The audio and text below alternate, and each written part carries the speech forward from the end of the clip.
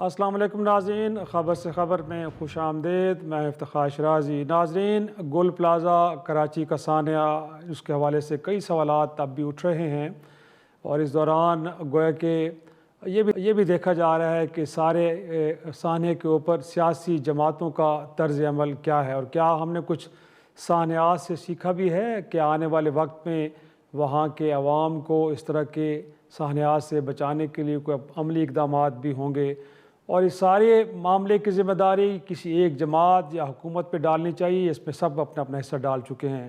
लेकिन इससे पहले मैं ज़िक्र करूँगा आज ह्यूमन राइट्स एक्टिविस्ट ईमान मज़ारी साहिबा और उनके शौहर हादी अली चट्ठा कि जिनको पेका एक्ट के तहत सोशल मीडिया पर रियासत मुखालिफ गोया के ट्वीट्स और साथ में कलदम तंजीमों का बयानिया फैलाने के जुर्म में 17 बरस की सज़ा सुनाई गई है। तो नाज़रीन, गुफ्तगू का आगाज़ बाकायदा करेंगे। उससे पहले मेहमानों को तारुफ मेरे साथ मौजूद हैं MQM पाकिस्तान से हैदराबाद रिजी साहब। सर, बहुत शुक्रिया वक्त देने के लिए। उनके साथ मौजूद हैं पीपल्स पार्टी के सीनियर रहनुमा कादिर ख़ान मंदखेल साहब। हैदर भाई, गुफ्तगू का आगाज़ आप ही से करते हैं। ये जो सानिया हुआ है इनफैक्ट, अब इसको लेके क्या पीपल्स पार्टी और उसकी सूबाई हुकूमत को ज़िम्मेदार ठहराया जाए या ओवर द ईयर्स इसमें जो भी ख़राबियाँ हुई हैं कराची में उसमें सब ने बराबर हिस्सा डाला है? क्योंकि कहा जा रहा है कि जी जब लीज़ दी जा रही थी तो उस वक्त जमात इस्लामी के मेयर थे, जब इसको रेगुलराइज़ किया जा रहा था तो उस वक्त फारूक सत्तार भाई MQM के मेयर थे। अब कहा जाए कि पीपल्स पार्टी जिम्मेदार है तो मुनासिब होगा या आप कहेंगे कि नहीं, सब ने हिस्सा डाला है अपना? तो ये तो बात बिल्कुल हकीकत है कि गुल प्लाजा की जो लीज है वो डॉक्टर फारूक सत्तार ने बहैसियत मेयर 1991 में दी थी। अब क्या उस लीज में ये भी लिखा हुआ था कि अगर कभी आइंदा मुस्तकबिल में वहां आग लग जाए तो उसको कभी कोई ना बुझाए? कोई इमारत बनती है तो उसकी लीज तो दी जाती है, तो लीज देने में क्या कबात है? हाँ, अगर लीज देने में कोई कानूनी सकम हो, कोई नुक्ता रह गया हो, कोई ऐसी चीज हो जो उस लीज को गैर कानूनी बना दे, तो फारूक सत्तार साहब को बिल्कुल जवाबदेह होना पड़ेगा। मगर लीज देना तो किसी इमारत को कोई जुर्म नहीं है। ये तो हो गई पहली बात। दूसरी बात मैं आपकी खिदमत में ये अर्ज करना चाहता हूं कि किसी भी हादसे या सानहे के 3 स्टेप्स में काम होता है। पहला स्टेप है रेस्क्यू, दूसरा स्टेप है रिलीफ और तीसरा स्टेप है रिहैबिलिटेशन। अब अगर हम रेस्क्यू को देख लें तो हम ये देखते हैं कि 3 दिन तक 72 घंटे मुसलसल आग लगती रही और उस पर काबू नहीं पाया जा सका। यहां तक कि वो इमारत जल के भस्म हो गई, कोई एक दुकान बचाई नहीं जा सकी, उसका सामान बचाया नहीं जा सका और लगभग 200 अफराद उसमें जलकर खाक हो गए। तो इसका मतलब ये हुआ कि ये रेस्क्यू एफर्ट्स नाकाम हो गई। अब रेस्क्यू एफर्ट्स क्यों नाकाम हुई? बावजूद इसके के अभी ये कहा जाएगा कि जी पहला फायर टेंडर 15 मिनट में आ गया था, दूसरा आधा घंटे में आ गया था। यही क्लेम है ना गवर्नमेंट का। अच्छा, आ गया था, फिर उसने किया क्या? क्या आग बुझ गई? क्या लोग बच गए? क्या मालो असबाब बच गया? क्या इमारत बच गई? क्या बचा? नहीं बचा वहां पर राख के ढेर के अलावा। और 3 दिन की एफर्ट्स कामयाब नहीं हुई। क्यों नहीं हुई? क्या फायर टेंडर्स और फायर फाइटर्स इक्विप्ड नहीं थे? क्या उनके पास केमिकल नहीं था आग बुझाने वाला? क्या उनके पास ब्रीदिंग मास्क नहीं थे? क्या आग से बचने वाले आलात और आग से बचाने वाला लिबास और जूते नहीं थे? क्या कटर्स नहीं थे? क्या दरवाजों को काटने वाले कटर्स नहीं थे? ये कुछ भी नहीं था। फायर फाइटर्स को निहत्ते आग में झोंक दिया गया था, जिसकी वजह से एक फायर फाइटर शहीद हुआ और कई जख्मी हुए। कौन सा फायर फाइटर दुनिया में ऐसा होता है जो खुद को पहले नहीं बचाता? مگر اس کو بچانے کے کوئی آلات نہیں دیے گئے تھے. تو اب اگر یہ مجرمانہ غفلت تصور کر لیا جائے اس بات کو حکومت سندھ کی اور کراچی کی انتظامیہ کی کہ یہ ایک مجرمانہ غفلت ہے, اس سے پہلے لگنے والی آگوں پر چاہے وہ آر جے پلازا ہو چاہے عائشہ منزل ہو اس طرح کے سوالات نہیں اٹھے. مگر اب لگ بھگ 200 لوگ جل کے راکھ ہو گئے ہیں اور ابھی تک 83 ایسے ہیں جن کی شناخت نہیں ہے. وہ شناخت تو دینی پڑے گی جناب آپ کو ریلیف پر. تو اور کیسے کہا جائے گا کہ اس بہت بڑی سنگین مجرمانہ غفلت کا الزام حکومت سندھ اور کراچی کی انتظامیہ بشمول میئر اس کے سر پر ہے. صحیح پوائنٹ ٹیکن, بالکل نہ صرف شناخت دینی پڑے گی بلکہ یقینی طور پہ جواب بھی دینا پڑے گا. قادر خان مندوخیل صاحب, انفیکٹ حیدر صاحب کو سنا, انہوں نے کہا کہ لیز دینا کوئی جرم تو نہیں ہے, اگر اس کے اندر کوئی وائلیشنز ہے تو لوگوں کو پکڑیں آپ. بٹ اس کے بعد جتنی وائلیشنز ہوئی ہیں اس بلڈنگ کے اندر کوئی سیفٹی کے لیے کوئی انتظامات نہیں تھے, کوئی اس کے علاوہ ایگزٹ کے راستے نہیں تھے, یا اوور دا ایئرز جو وائلیشنز ہوئی ہیں.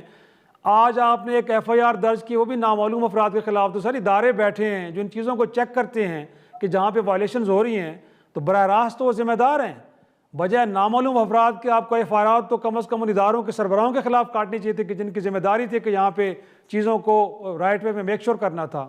کیا کہیں گے اس پہ؟ جی شیرازی صاحب, ایف آئی آر کا مطلب یہ ہوتا ہے فرسٹ انفارمیشن رپورٹ. اس میں جب یہ ساری تفتیش ہوگی اس طرح آنکھ بند کر کے کسی کو جو ہے نا اس میں مجرم نہیں ٹھہرایا جا سکتا ہے. جب تفتیش ہوگی جس چیز کی غفلت کوتاہی مجرمانہ یا لاپرواہی جو بھی ہوگا وہ سب چالان میں آ جاتا ہے. یعنی اگر ایف آئی آر میں آپ 100 نام لکھ دے تو 100 کے 100 ختم ہو کے نئے 100 لوگ اس میں آ سکتے ہیں, اور ایک آدمی کا نام ڈالا جائے تو 100 ہو سکتے ہیں. ایک مثال دے رہا ہوں آپ کو. تو ایف آئی آر کا مطلب یہ ہے کہ اس واقعے میں جو غفلت ہوئی ہے دہشت گردی کی دفعات کے تحت, تو یقیناً اس میں جو ذمہ دار سب آئیں گے. نمبر ایک بات. دوسری بات یہ کہ حیدرآباد رضوی صاحب نے بڑی خوبصورت انداز میں آپ کو بتایا کہ لیز دیا تو کیا ہوا. ہم یہ نہیں پوچھیں گے کہ 3 روپے گز لیز دیا, ہم یہ بھی نہیں پوچھیں گے کہ 1 فلور نقشہ پاس کرنے کے بجائے 4 فلور بنائے, ہم یہ بھی نہیں پوچھیں گے جو بیسمنٹ میں گاڑیاں کھڑی کرنے کی تھی وہ چھت پہ کھڑی کر دی ہے, ہم یہ بھی نہیں پوچھیں گے. لیکن خدا را سب سے زیادہ جو گلہ ہمارا ہے وہ یہ ہے, کیا اس موقع کی تلاش میں مصطفیٰ کمال صاحب بیٹھے ہوئے تھے؟ نہ وہ وہاں پہ جائے حقوق پہ گیا گل پلازا پہ, نہ وہ لواحقین وہ جو بھی وارثین ہیں اس کے گھر گئے. کسی کے زخموں پہ مرہم ڈالنے کی بجائے وہ پریس کانفرنس ڈال دیے. پیپلز پارٹی ذمہ دار ہے. میں اس وقت بیٹھا ہوں بلدیہ ٹاؤن میں, سارے لوگ میرے آس پاس بیٹھے ہوئے ہیں, اور اسی بلدیہ میں میرے سامنے 2 منٹ کے فاصلے پہ ایک بلدیہ فیکٹری ہوا کرتی تھی. وہاں یہ مصطفیٰ کمال اور ان کے لوگوں نے 15 کروڑ بھتہ مانگا.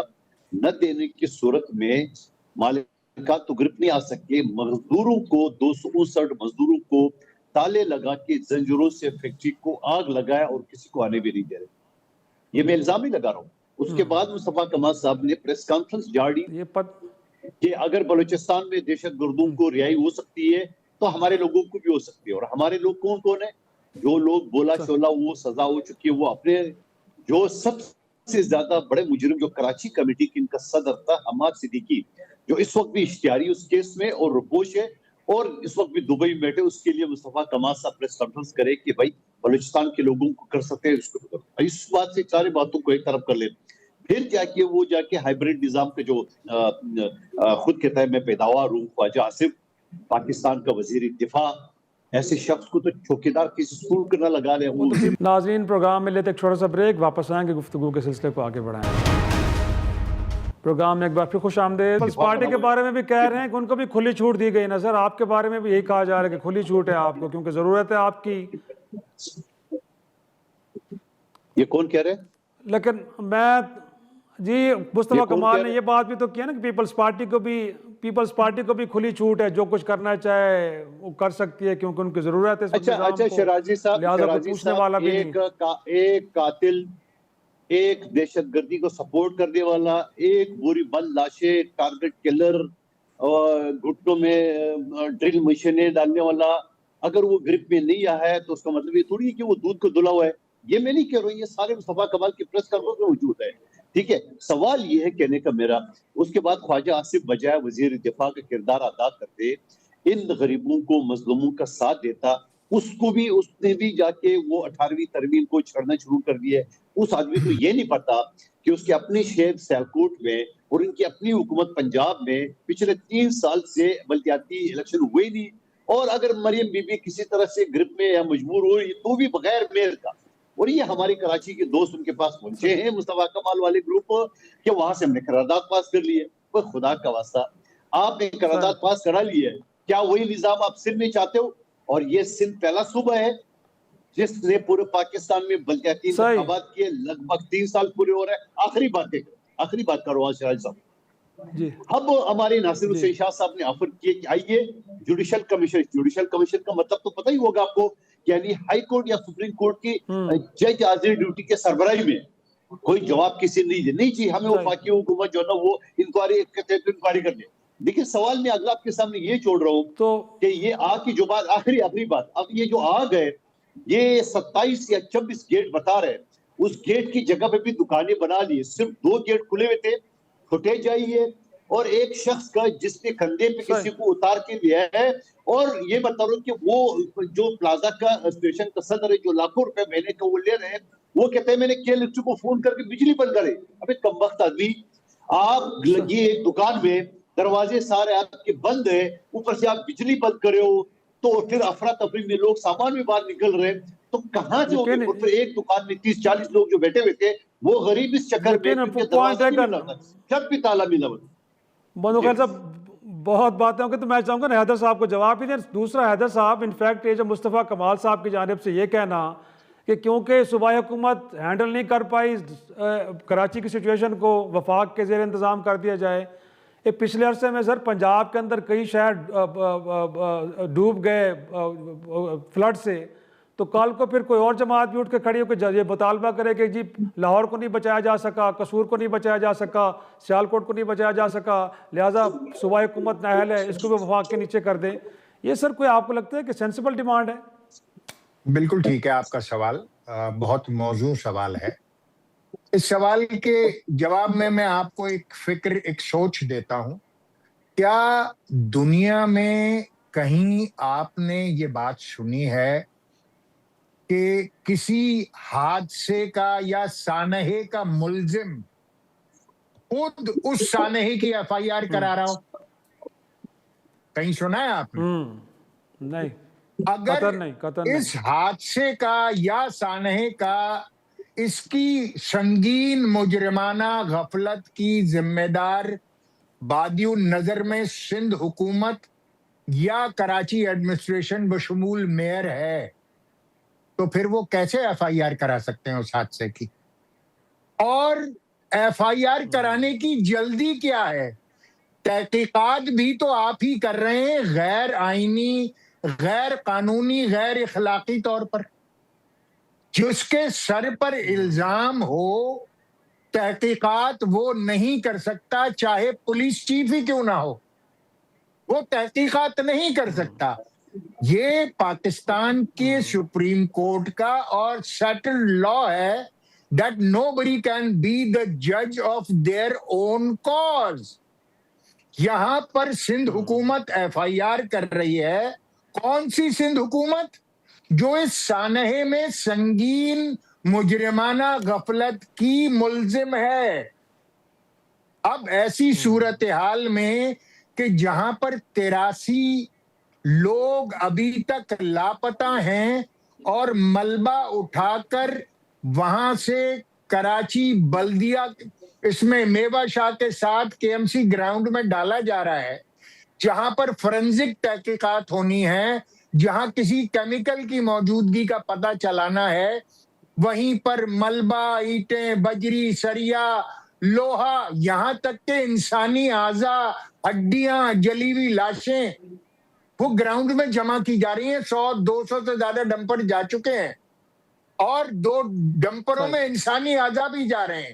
اور تو اور اسی تحقیقاتی کمیٹی کی ناک کے نیچے سے 2 डंपर ट्रक्स मलबे समेत गायब हो चुके हैं।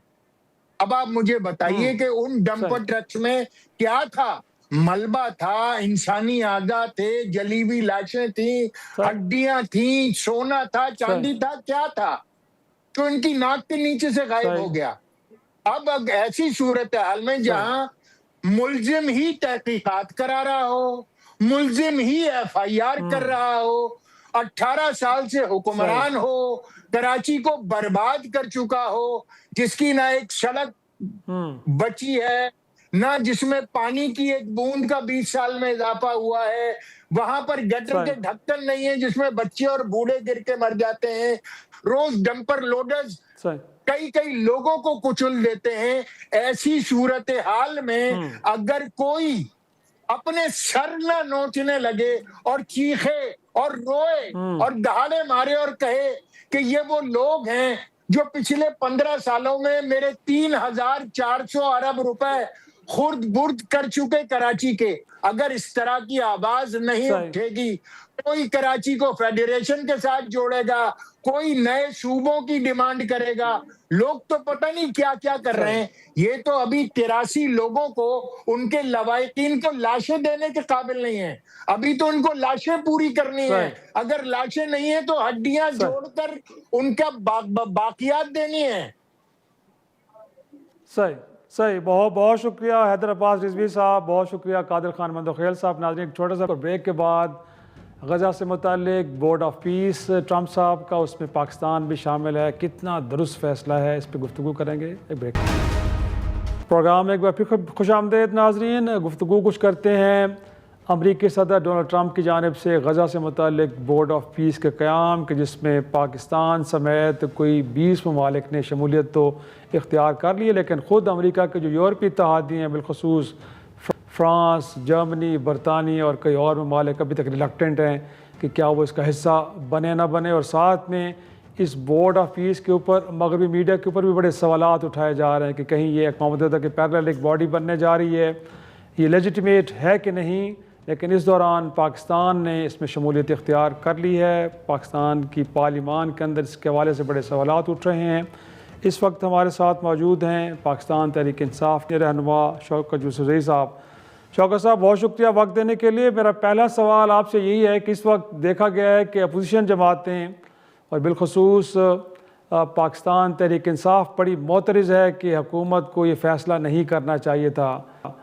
सर, अगर आप हुकूमत में होते तो कोई अदरवाइज़ फ़ैसला करते, क्योंकि अमेरिका एक बड़ा ताकतवर मुल्क है और माज़ी में हमने देखा है कि कई फ़ैसले ऐसे थे कि जिसको शायद अवामी तायद व हिमायत हासिल नहीं थी, लेकिन पाकिस्तान उनका हिस्सा बना है। बिस्मिल्लाहिर्रहमानिर्रहीम, बहुत शुक्रिया। देखिए जी, बात यह है ना, चीज़ें ये जो फैसला है इसमें शफाफियत नहीं है और इसमें एतमाद नहीं है।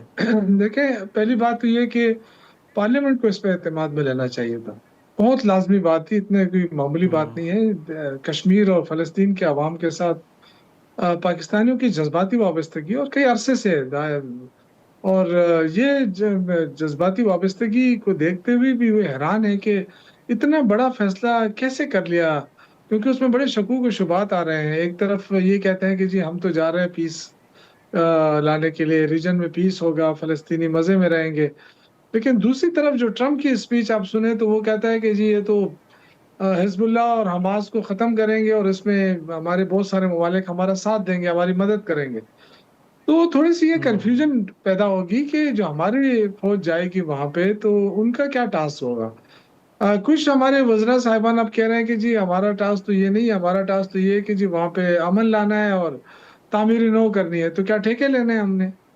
क्या करना है वहाँ पे जाके? और इतनी जल्दी क्या थी कि अगर एक दिन पे ही जल्दी के नोटिस पे आप पार्लियामेंट का इजलास बुला लेते और पार्लियामेंट में एक दिन में ही बहस हो जाती, तो कम से कम एक चीज़ पार्लियामेंट के अंदर आ जाती, उसको एक हिमायत हासिल हो जाती। लेकिन अब तो देखिए, अगर हमास और हिज़्बुल्लाह डिसम किए जाते हैं तो उसका फ़ायदा किसको होगा? फिर दूसरा, जो नेतन्याहू उस पीस बोर्ड के अंदर शामिल है, तो इस पे बात होनी चाहिए थी। अगर अमेरिका कोई ऐसा बनाना चाहता है, तो एक तो ये कि अक़वाम मुत्तहिदा के ज़ेर निगरानी होना चाहिए था, हम उसके अंडर में आते हैं। بجائے اس کے کہ ایک صحیح امریکہ اور اسرائیل مل کر پیس بورڈ بنائے اور وہ کہیں کہ جی آ جائیں اور ہم سارے بھاگے بھاگے جائیں اور فوٹو سیشن کر کے آئے کہ جی ابھی ہم پاکستان جو ہے وہ بہت ترقی کر گیا ہے کیونکہ ہماری خارجہ پالیسی بہتر ہو گئی کیونکہ صحیح. امریکہ نے ہمیں گلے سے لگا لیا. تو یہ بڑی عجیب سی بات لگی ہے مجھے تو. لیکن شوکت صاحب ماضی میں دیکھیں تو کسی زمانے میں 9/11 کے بعد اس وقت کے جو صدر تھے جنرل مشرف، انہوں نے بھی گویا کہ امریکی اتحاد کا حصہ بنے، اور آپ کے جو پارٹی کے رہنما ہیں اس وقت جو جیل میں عمران خان صاحب، وہ تو ان کے ساتھ بڑے اچھے تعلقات ان کے تھے. تو اس فیصلے پہ تو اس قدر تنقید نہیں ہوئی کہ جب اس وقت کے امریکی صدر نے کہا کہ آج ود اس آر اگینسٹ اس، تو ہم ان کے ساتھ ہو گئے. اس فیصلے کو بھی نہ تو پارلیمان میں لایا گیا، نہ اس کو عوامی تائید و حمایت حاصل تھی. لیکن اس وقت تو تحریک انصاف اتنی معترض نہیں تھی. دیکھیں شیرازی صاحب اس وقت صدارتی نظام تھا اور صدارتی اس پہ کرسی پہ بیٹھا تھا صدر مشرف، وردی کے ساتھ بیٹھا ہوا تھا. تو انہوں نے فیصلہ کیا اور انہوں نے کہا کہ جی پاکستان کو پتھر کے زمانے تک لے کر جائیں گے، اور اس خوف کی وجہ سے یہ فیصلہ ہوا تھا. میں تو آج بھی یہ سمجھتا ہوں کہ بہت بڑا خوف تھا، ورنہ پاکستان اگر اتنا زیادہ مشکلات سے دوچار ہے تو یہ وہی کلیش اینڈ کوف کلچر ہے جو ضیاء الحق کے دور سے شروع ہوا تھا اور آج تک وہ ختم نہیں ہوا ہے. تو میرا یہ خیال ہے کہ پاکستان کو اپنے فیصلے خود کرنے چاہیے، اپنے مفاد میں دیکھ کر، اپنے حالات کو دیکھ کر فیصلے کرنے چاہیے. دوسروں کے اس طرح اثر رسوخ میں آ کر یا تو یہ کہ امریکہ ہمارے کوئی قرضے تو معاف نہیں کرنے جا رہا ہے نا، اور نہ ہی ہمیں کوئی یہ فائدہ دے رہا ہے کہ روس اور ایران ہمیں سستی گیس دے رہا ہے تو چلو یہ گیس ہی دے دیں، ان کو الاؤ کر دے کہ جی ہاں لے لیں آپ کو سستا تاکہ عوام کو فائدہ ہو. تو دیکھیں یہاں پہ آپ کی خارجہ پالیسی کی آپ بات کرتے ہیں کہ جی پاکستان بڑے اونچے اس پہ چلا گیا، اڑان میں چلا گیا، لیکن آپ کے یہاں 12 کروڑ عوام خط غربت سے نیچے زندگی گزار رہے ہیں. ان کے پاس تو کھانے پینے کے لالے پڑے ہیں. لیکن آپ جی تو اگر آپ جو کہہ رہے ہیں کہ کوئی اگر کوئی قرضے معاف ہو رہے ہیں، کوئی بینیفٹ ملا ہے، تو اگر کوئی بینیفٹ ملے تو پھر غیر مقبول فیصلے کر لینے چاہیے، اس میں پھر کوئی حرج نہیں اگر کوئی بینیفٹ مل رہا ہے تو.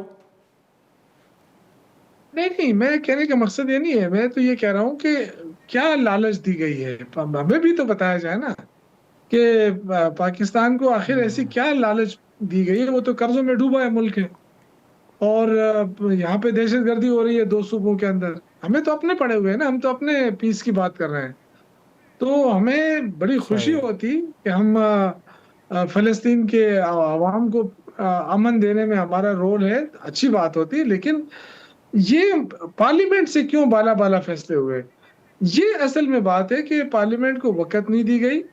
جو قوم کا نمائندہ جرگہ ہوتا ہے، گو کہ ان کے پاس اختیار نہیں ہے، گو کہ فارم 47 والا پارلیمنٹ ہے اکثریتی، لیکن پھر بھی ایک وہ حجت تمام کے لیے تو ہو جاتا نا کہ وہ جی ہم پارلیمنٹ میں لے کر آئے بات، ایک دن ڈیبیٹ کر لیتے، دوسرے دن فیصلہ کر لیتے. لیکن آئی تھنک کہ اس میں کیا، مجھے تو کوئی دال میں کالا نظر آ رہا ہے کہ کیا ہو کیا رہا ہے آخر. کیوں پارلیمنٹ سے چھپایا گیا، کیوں اتنی جلد بازی میں فیصلہ کیا گیا، اور سارے پہنچ گئے ڈیوس کی جی چلو پہنچو جی، کیونکہ وہاں ٹرمپ صاحب انتظار کر رہے ہیں. تو آئی تھنک کہ ہمیں اپنے ملک کے مفاد کو بھی دیکھنا پڑے گا.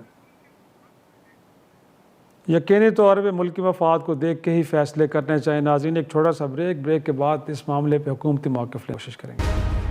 پروگرام میں ایک بار پھر خوش آمدید. ناظرین ہمیں جوائن کیا ہے وفاقی وزیر مملکت برائے ثقافت و قومی ورثہ حذیفہ رحمان صاحب نے.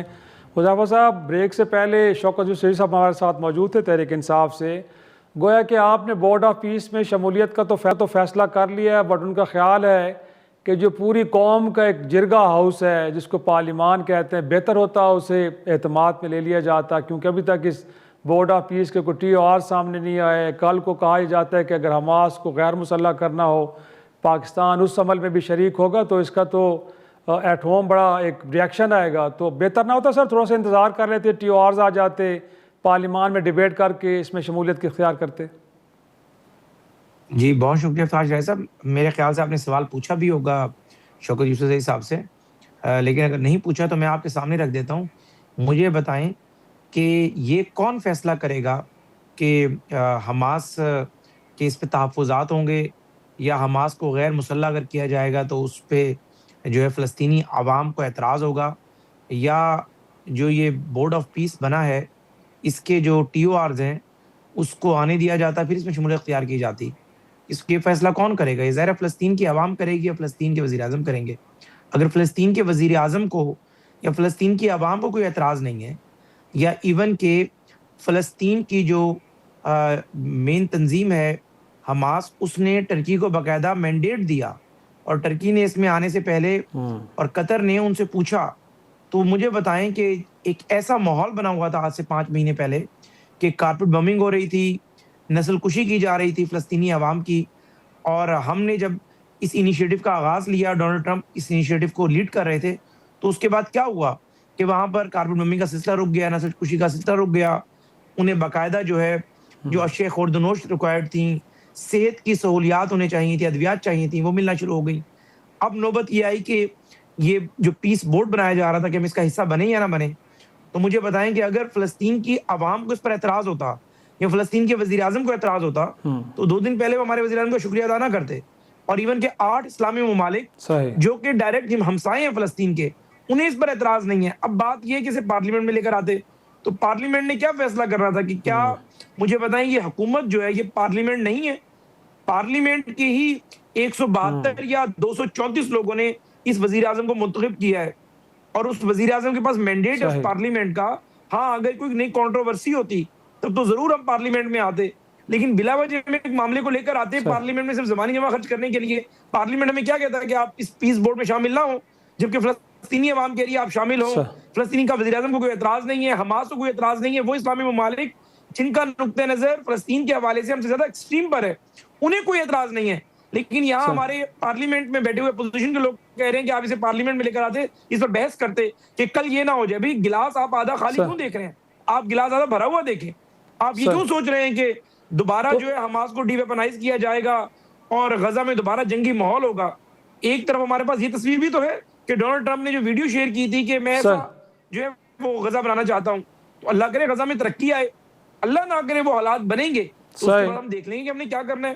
تو اور آپ کے خیال میں کیونکہ فلسطینی عوام بھی اس بات پہ راضی ہیں اور دیگر اسلامی ممالک بھی کہ حماس کو غیر مسلح کیا جائے، تو پاکستان اس عمل میں شریک ہوگا، اس میں کوئی قباحت نہیں ہے آپ کے خیال میں؟ نہیں، ابھی یہ بات ڈسکس ہی نہیں ہوئی. اور میں ڈی ویپنائزیشن کرنا کوئی یہ نہیں ہے کہ کوئی بائی فورس ڈی ویپنائزیشن کر دی جائے گی. اگر وہاں خوشحالی آتی ہے، دونوں ممالک کے بارڈرز کا تعین ہو جاتا ہے اور ایک پرامن ماحول ہوتا ہے، فلسطین کی اپنی ایک فوج ہوتی ہے، حماس پھر اس پہ اسلحہ نہیں اٹھائے گا، تو یہ کوئی ڈی ویپنائزیشن کو اس طرح نہیں ہے کہ اس کو یہ رخ دے دیا جائے کیونکہ حماس کے لوگوں کو قید کر لیا جائے گا. ابھی ہمارا جو ٹاپ ٹارگٹ ہے وہ پریورٹی یہ ہے کہ آپ کے غزہ کے اندر جو کارپٹ بمنگ ہوئی، جو نسل کشی ہوئی، اس کا سلسلہ ہم نے رکوا دیا. ہم سارے اسلامی ممالک نے، ہم سے مراد میں اکیلا نہیں، باقی اسلامی ممالک بھی، امریکہ اس کو لیڈ کر رہا ہے. اور اب وہاں پر ڈیولپمنٹ کا سلسلہ ہونا چاہیے، انفراسٹرکچر ریوائیو ہو، لوگ جو ہے جو سروائیو کر چکے ہیں یا جن لوگوں نے سروائیول کی جنگ لڑی ہے انہیں بنیادی سہولیات دی جائیں. اس کے بعد باقی چیزیں ہیں. یعنی پہلے ہی ہم جو 100 میں سے 90 چیزیں مثبت ہیں ان کو ذکر نہیں کر رہے ہیں، ہم 10 منفی کی طرف چلے جاتے ہیں. پھر تو ایسے ہی ہے کہ ایک بندہ 70 سال زندگی جینے کی پلاننگ نہ کرے، یہ کہے کہ 75 سال جو میں مر جاؤں گا پھر کیا ہوگا. تو ابھی ہم یہ پلان کریں کہ اللہ کرے وہاں خوشحالی رہے اور ہم سارے دوست ممالک، سارے ممالک کے توسط سے وہاں پر ایک امن قائم ہو، اور جو یہ سلسلہ ہے اسرائیل کا، جو اسرائیل نے وہاں پر ظلم و جاریت کیا، وہ ختم ہو اور دوبارہ سے فلسطینی ختم ہونا چاہیے، زندگی گزار سکیں. اچھا، اب لاسٹلی یہ بھی جاننا چاہوں گا آپ سے میں کہ کیا پاکستان اس مائنڈ سیٹ کے ساتھ اس سارے پیس پروسیس کا حصہ بن رہا ہے کہ الٹیمیٹلی 2 ریاستی حل گویا کہ فلسطین بھی ایک آزاد ریاست کے طور پہ وجود میں آئے گی؟ اور پھر کچھ اینالسٹ یہ بھی فرما رہے ہیں کہ بہتر ہوگا پاکستان اب بورڈ آف پیس کا حصہ بن گیا تو کشمیر کے معاملے کو بھی اس فورم پہ لایا جائے. تو یہ بھی سوچ حکومتی حلقوں میں پائی جاتی ہے سر؟ یہ دیکھیں، اس میں فورن آفس بہتر بتا سکتا ہے کہ کیا ہوگا. بورڈ آف پیس جو ہے وہ کیا 2 ریاستی حل جو ہیں جسے اسرائیل کو ہم تسلیم نہیں کرتے وہ اس کے تھرو تسلیم کیا جائے گا، ایسی بھی کوئی بات زیر غور نہیں ہے. سب سے اہم معاملہ یہ تھا کہ فلسطینی عوام کی نسل کشی رکے، جو لوگ بچ گئے ہیں ان کو زندگی کی امید نظر آئے، انہیں بنیادی سہولیات دی جائیں، انفراسٹرکچر بحال ہو. یہ جو کنٹروورشل ٹاپکس ہیں میرے خیال سے اس وقت جو ہے فلسطینی عوام کی سروائیول کا معاملہ تھا، غزہ کے اندر جو لوگ محصور تھے ان کی زندگیاں بچانے کا معاملہ تھا، اور جب انسانی جان کا معاملہ ہو تو نبی کریم کی حدیث ہے کہ آپ حرام چیز بھی استعمال کر سکتے ہیں اگر انسان مر رہا ہو، اور یہاں تو ایک انسان نہیں، یہاں پر لاکھوں انسان مر چکے تھے، شہید ہو گئے تھے، اور لاکھوں کی زندگیاں خطرے میں تھیں، اور ہم نے اس سلسلے کو روکا ہے۔ اب اس سلسلے کو اگر آپ کی مرضی ہے کہ ایک طرف جو ہے آپ گلاس آدھا خالی دیکھیں، ایک طرف آپ گلاس آدھا بھرا ہوا دیکھیں، میں یہ سمجھتا ہوں لیکن کہ ہمارے یہ تاثر حذیفہ صاحب، یہ تاثر درست تو نہیں ہے نا کہ کیونکہ اس بورڈ آف پیس میں اسرائیل بھی شامل ہے، پاکستان بھی ہے، تو ہم نے بالواسطہ طور پہ اسرائیل کو ایک طرح سے تسلیم کر لیا ہے، یہ تاثر آپ کے خیال میں درست نہیں ہے؟ دیکھیں ایسے تو کئی بورڈز ہیں، اقوام متحدہ کی کمیٹیز ہیں، کچھ فورمز ایسے ہیں جہاں پہ اسرائیل آتا ہے، ٹھیک ہے، ہم اس کو تسلیم نہیں کرتے، ہماری ایک ریاست کی پالیسی ہے، لیکن خود سے ٹرانسلیٹ کر لینا کہ چونکہ وہ بھی بورڈ کا ممبر ہے، ہم بھی بورڈ کے ممبر ہیں، ہم مجھے تسلیم کر رہے ہیں، ایسی کوئی بات نہیں ہے۔ دیکھیں آپ کے وزیر اعظم نے جس طریقے سے فلسطین کا مقدمہ لڑا، فلسطین کے وزیر اعظم نے باقاعدہ شکریہ ادا کیا 2 دن پہلے، تو جو سب سے زیادہ کنسرن اسرائیل کے متعلق کون ہے؟ وہ فلسطین ہے۔ فلسطین کی وجہ سے ہم اسرائیل کو تسلیم نہیں کرتے نا۔ اگر فلسطین کا وزیر اعظم ہمیں اپریشیٹ کر رہا ہے، فلسطین کے لوگ یہ سمجھتے ہیں، فلسطین کا سفیر آ کر میرے سامنے فلسطین کے سفیر نے وزیر اعظم کو کہا کہ ہم آپ کا یہ احسان نہیں بھول سکتے جو آپ نے اقوام متحدہ میں مسلسل 2-3 سالوں میں اسپیچز کی، اس نقطے کو آپ نے اجاگر کیا، تو مجھے آپ یہ بتائیں کہ جب انہیں کوئی اعتراض نہیں ہے تو ہم بلا وجہ اس موضوع پہ بات ہی ابھی کیوں کریں کہ ہم اسرائیل کو کوئی تسلیم ہو رہا ہے یا ایک بورڈ ہے یا کوئی غزہ کو حماس کو ڈیویپنائز کیا جائے گا۔ ابھی ہم اپنا فوکس ایک ہی بات پر رکھیں کہ وہاں پر امن بحال ہو اور لوگوں کو بنیادی سہولیات میسر آئیں اور پاکستان امدادی سرگرمیوں میں بڑھ چڑھ کر حصہ لے۔